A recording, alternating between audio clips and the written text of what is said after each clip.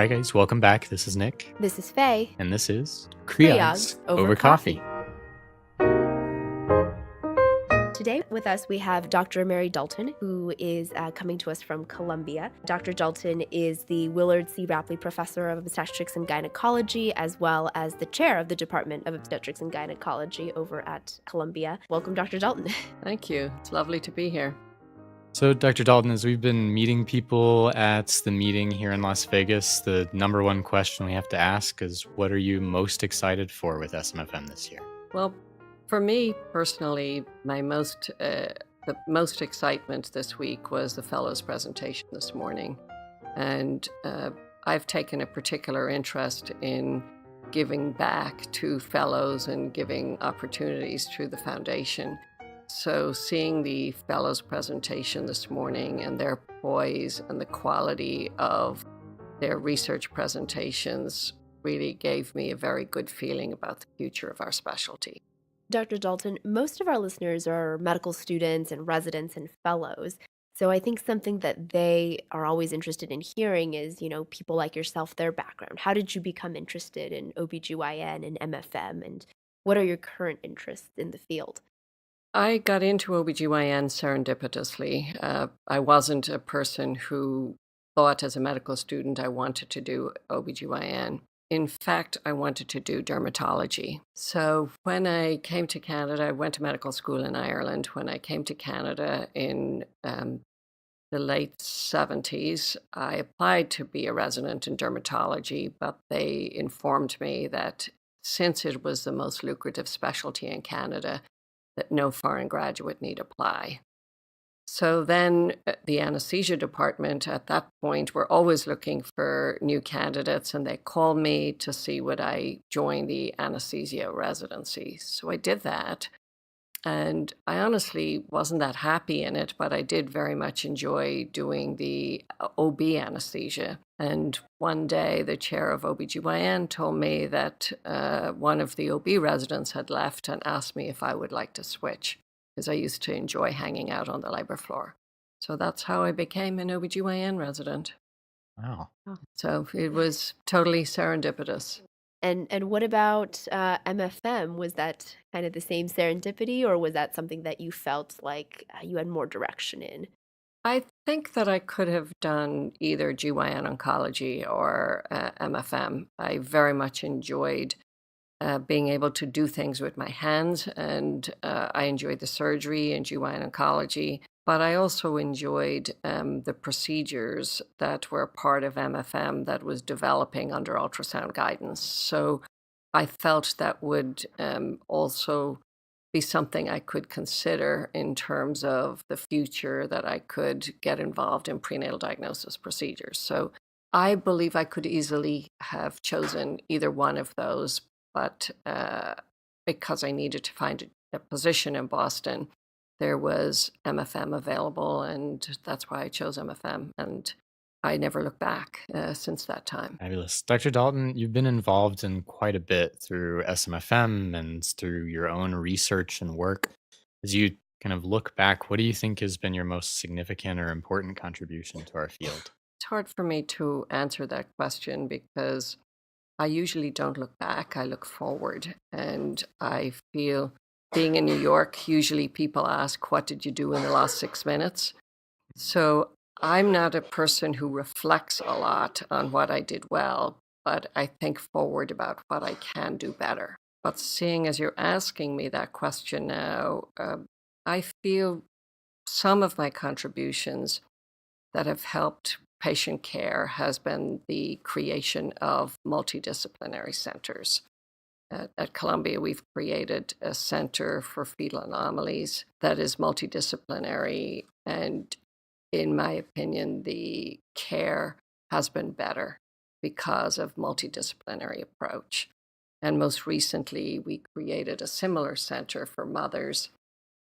To our knowledge, it's the first of its kind, but it was based on the fetal center, and that's our mother center. So my experience has, I believe, has demonstrated that it's very rare when you have a sick mother or sick fetus that one person can take care of them. And I believe there's enormous value in bringing teams of people together to optimally take care of complicated fetus or the complicated mom. No, I think that's been a theme that we've seen really throughout the week, kind of the multidisciplinary care and teams of care really improving outcomes for moms and for babies. Dr. Dalton, when you were going into, OB-GYN and kind of coming up in your training, did you receive any advice that you felt was especially poignant for you, or do you feel like you have a piece of advice that you'd like to give our listeners, medical students, other trainees? The advice I got was do what you love and take chances. And that's the advice that I would give to trainees. I usually tell trainees I was never one for the 5-year plan. I tried to do things well each day. And I feel if you take that approach, opportunities come to you, and then you'll have to make a decision about whether it's the right opportunity. So, to my knowledge, I've never had a 5-year plan. I also give advice to trainees that it's very rare that careers are forward moving all of the times. Sometimes careers are a little slower, life events happen, projects don't work out, you may be in an environment that changes. I think it's important to be tenacious and to be able to get through those periods. So I advise trainees not to get discouraged if they don't feel they're moving as fast as they would like, because certainly I've had some years where I have not felt as productive at all.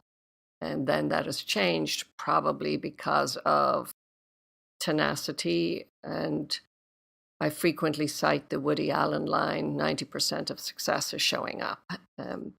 So I think show up, be engaged, do the right thing, look after your reputation. It's the most valuable thing you own. And be nice, be collaborative, and help others. And that's usually what I advise my trainees. Dr. Dalton, thinking about that tenacity, and that need to be kind, what keeps you grounded in the end? What do you do outside of work to really kind of hone in on yourself? Well, I say I have two families. I have my own family, and I have my academic family, my Columbia family. My own family, I have my husband, I have 3 children. 2 of them are in New York, one is in Providence, Rhode Island, and I now have 3 grandchildren. And I feel very fortunate that my kids like to hang out with me, or so they say. Um, so even though I didn't spend as much time with them, and I was in fellowship and being a busy junior faculty and whatever, I feel there must have been something I did right because, or maybe I was just fortunate that my kids have grown up to be the wonderful people that they are and that they seem to like spending time with me. I also like to exercise. I find that's therapeutic when dealing with stress, and spend as much time as I can with family and friends. Will we see you at the 5K run tomorrow? Oh, absolutely. You won't see me running, but you will see me walking. And as chair of the foundation, not to show up for the 5K run or walk would not be a good thing. So I will definitely be there. Fair enough. I will see you there. Hopefully, I will be running without struggling too much. And in my current state, I will definitely not be doing any form of Oh, exercise. wow. Um, Thank you very much, Dr. Dalton, for taking the time out of your day to come onto our podcast. Oh, it's my pleasure. Once again, I'm Faye, I'm Nick. and this is Creogs Over Coffee. So, guys, if you enjoyed the podcast today, if you have any questions, comments, things you want to share with us, reach out to us online. Our website's www.creogsovercoffee.com. Our Facebook is at Creogs Over Coffee, and our Twitter is at Creogs Over Coff, #1.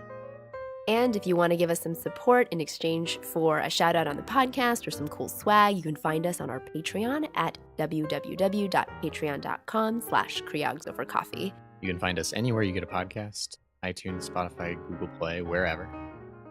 And if you want to reach out to us with a specific question, or you feel like we got something wrong on our last podcast, go ahead and email us at creogsovercoffee@gmail.com.